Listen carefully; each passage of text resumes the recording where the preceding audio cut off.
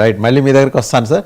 ఒకసారి ఇంద్రనీల్ గారి దగ్గరికి వెళ్దాం. ఇంద్రనీల్ గారు 10% ఓట్ల తేడా and at the same time and again ప్రధానమంత్రి 2-3 సందర్భాలు ఈ మధ్యకాలంలో అన్నారు మావోయిస్ట్ పార్టీ ముస్లిం లీగ్గా మారిపోయింది కాంగ్రెస్ అని. నేను అనేది ఏంటంటే మజ్లిస్ పర్ఫార్మెన్స్ కూడా అక్కడ కాంగ్రెస్ చేయలేకపోయింది. మజ్లిస్ అంటే మన తెలుగు రాష్ట్రాల నుంచి పుట్టిన పార్టీగా మనం నిజంగానే అభినందనలు తెలియజేయడానికి అసదుద్దీన్ ఓవైసీ గారికి గట్టిగా తన ప్రజెన్స్ని బీహార్ దాకా విస్తరించగలిగారు. ఆయన టీం బి అంటుంటారు కిట్టనోళ్ళు, అది వేరే విషయం. బట్ ఓవరాల్గా 10% తేడా ఏంటి, అది అసలు అంటే యాజ్ అ సెఫాలజిస్ట్గా మీరు దీన్ని ఎలా చూస్తున్నారు? సార్, ఫస్ట్ ఆఫ్ ఆల్ ఇదే 10% తేడా అనేది 2024 పార్లమెంట్ ఎన్నికల్లో సైతం ఈ రెండు కూటముల మధ్య 9% పైనే తేడా ఉంది. సో ఇప్పుడు కొత్తగా 10% వచ్చింది అని గొప్పగా చెప్పే పరిస్థితి అయితే కాదు ఇది.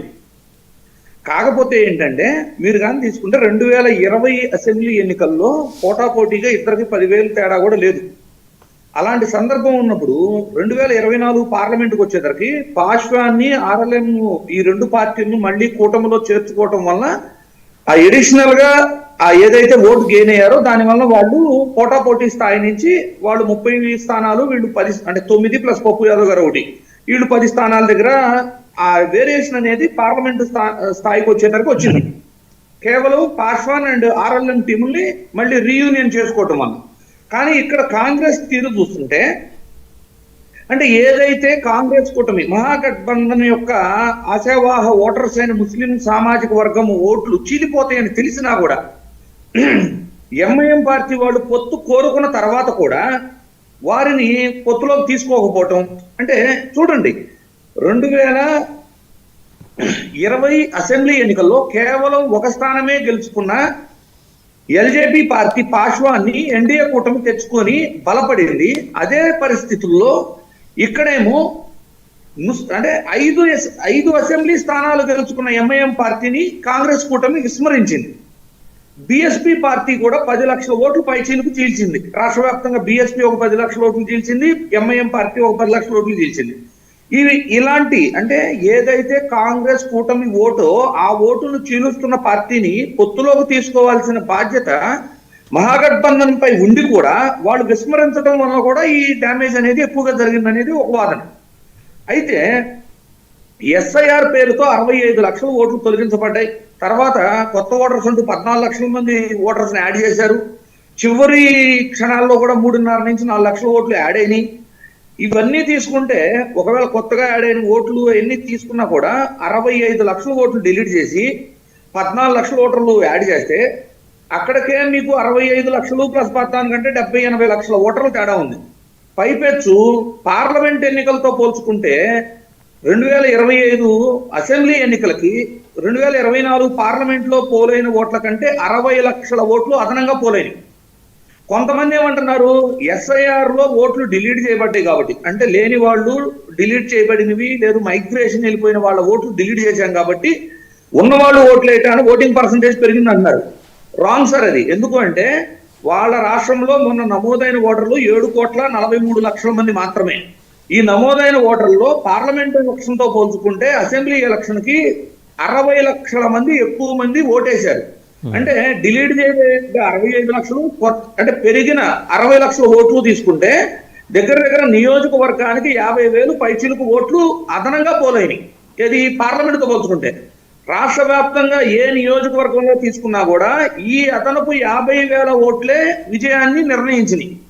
సో ఇవన్నీ కూడా ఏంటంటే ఫామ్ 20 రావాలి, చాలా డేటా అనాలిసిస్ చేసుకోవాలి. ఎంతసేపు రాహుల్ గాంధీ గారు ఏంటంటే డేటా చోరీ జరిగింది, దొంగ ఓట్లు యాడ్ చేశారనే కాడ ఆగిపోతున్నారు. కానీ దీని మీద పూర్తి దృష్టి పెట్టే విధంగా ఆయన వ్యవహరించట్లే. ఒక ఎల్ఓపిగా ఉండి, లీడర్ ఆఫ్ అపోజిషన్ గా ఉండి ఇంత పెద్ద సమస్యలు నడుస్తున్నప్పుడు అంటే ఇందులో వాస్తవం ఎంత, ఆరోపణలు ఎంత అనేది నిగ్గు తేల్చాల్సిన పరిస్థితులు ఆయన ఉండి వస్తారు, సడన్ గా దొంగ ఓట్లు యాడ్ చేయబడుతున్నాయి, ప్రతిపక్ష ఓట్లు డిలీట్ చేయబడుతున్నాయి అని చెప్తారు, మళ్ళీ రిలాక్స్ అయిపోతున్నారు.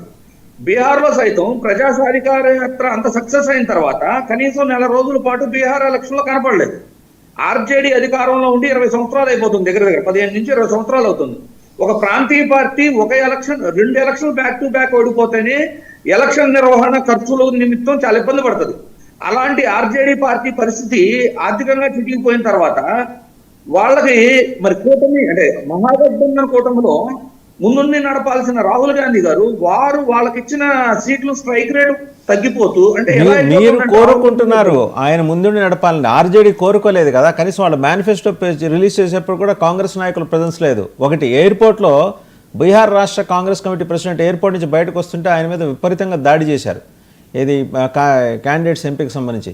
దానికే దిక్కుమొక్కు లేదు. అంటే కనీసం రాహుల్ గాంధీ ఓ పలకరింపు, ఒక ఓదార్పు, ఒక పరామర్శ ఏం లేవు. How come you expect Rahul Gandhi to come and support the cause of RJD అండి? అంటే ఎలా ఉంటుందంటే అండి, ఆ నాయకత్వాన్ని నమ్మితే ఇలాంటి కాదు జరగవు.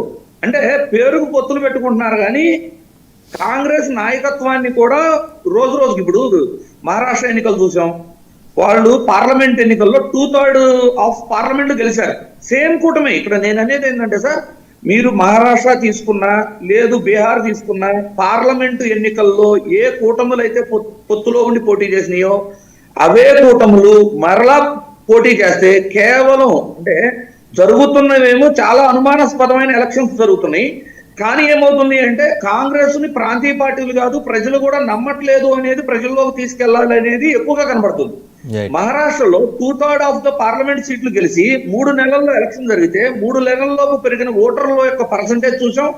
అలాగే ఆ తర్వాత డిజాస్ట్రల్ గా అంటే ఈ 3 నెలల్లో ఏం అద్భుతం జరిగిపోతాయని ప్రజలు 2/3 మెజారిటీ పార్లమెంట్ లో ఇచ్చి అంత దారుణంగా ఓడిస్తారు.